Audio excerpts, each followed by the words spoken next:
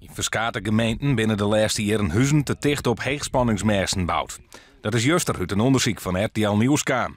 In Friesland gaat het om de gemeente Smellingerlaan, waar 13 huizen binnen een straal van 34 meter op de mersen stenen. En dat is het advies van de Gezondheidsraad en het ministerie in, omdat er mogelijk een verheegd risico op kanker is. Bewoners van de nijbouwhuizen in Drachten binnen verbjusteren.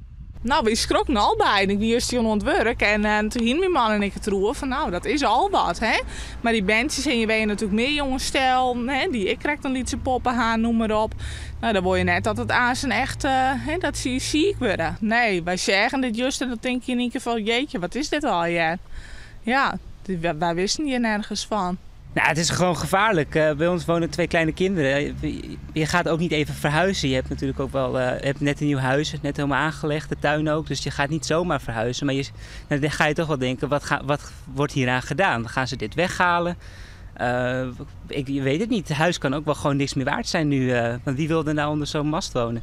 Er is een afstand van 20 meter onthouden. Maar ja, dat blijkt nou wel heel erg aan de krappe kant. Ik moet er wel bij zeggen dat de gemeente ik wel een heel duidelijk advies aan de projectontwikkelaar Joen heeft om maar 34 meter te rekenen. Maar ze je net daarvoor de hudde voorwaarden in handen om dat uit te dwingen. In het bestemmingsplan toen stond 20 meter en daar heb je dan ik maar mee te deel. De bewoners willen nou dat de gemeente actie onderneemt.